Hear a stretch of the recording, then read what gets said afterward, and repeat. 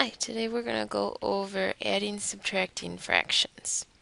Okay, so what we have to do, the first thing is we have to make sure that the fraction has the same or the common denominator. So that is talking about our bottom number in a fraction. We need to make sure that both the fractions that we're working with have the same denominator.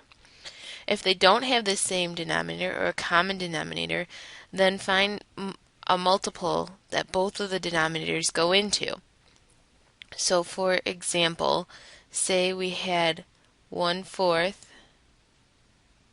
oops, my apologies, we had 1/4, and we wanted to add 1/12 to that.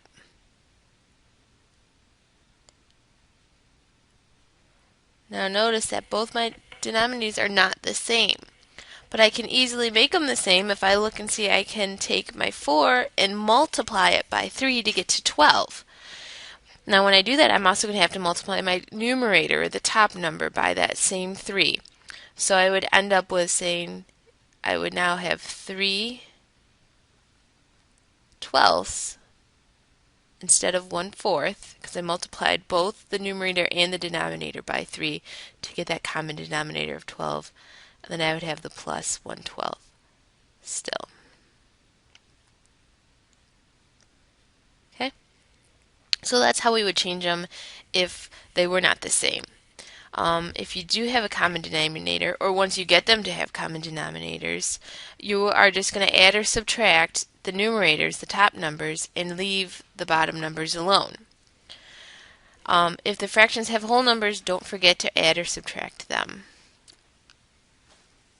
Okay, so that's just normal adding and subtracting with our whole numbers. And as we always, every time you have a fraction, you have to make sure you reduce or simplify the fraction when you're done. You got to make sure it's as simplified as possible. And just another reminder, never add or subtract your denominators. Okay? So let's look at our first example.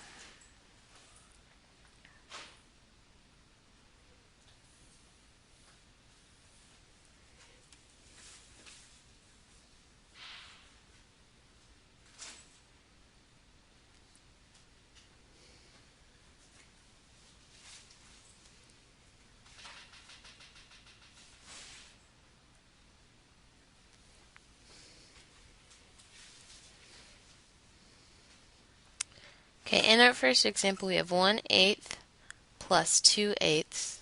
So we have to check and make sure our denominators are the same, and they are. So all I have to do is add my numerators. So I'm going to add the 1 and the 2, which is 3. So on the top I have 3, and that is a 3, I promise. Let me fix it a little bit. That's a little better, but we have 3, and then the bottom stays the same, so we have 8 on the bottom. Simple enough, right? Okay, if we look at the next example, we have 1 3/5 minus 1/5. So if we go back to our rules, we can remember we have to make sure each fraction has the same or the common denominator. Our denominator is the bottom number, so they both have 5, and we're good there. So now we just are going to, what it says is subtract, so we're going to subtract our numerators, which is the 3 and the 1. So 3 minus 1 leaves us with 2. And remember, the bottom number doesn't change, so it's going to be 2/5. But then we also have to not forget about this 1 here. So we have to follow these rules. We have 1 minus, and there's no whole number there, so it's like saying 1 minus nothing. So that's still going to be 1. Let's skip example 3, but let's look at example 5 down here. Okay? So now we have 2 7/9 minus 1 4/9. Now remember, we got to check, make sure our denominator is the same. They are. They're both 9, so we're good there.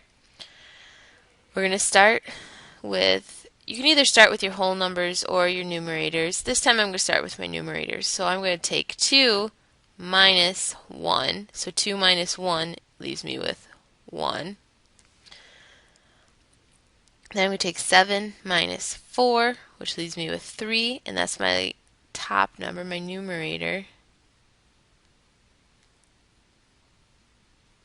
And then we leave the 9 alone on the bottom. That doesn't change. I hope this helps with adding and subtracting fractions.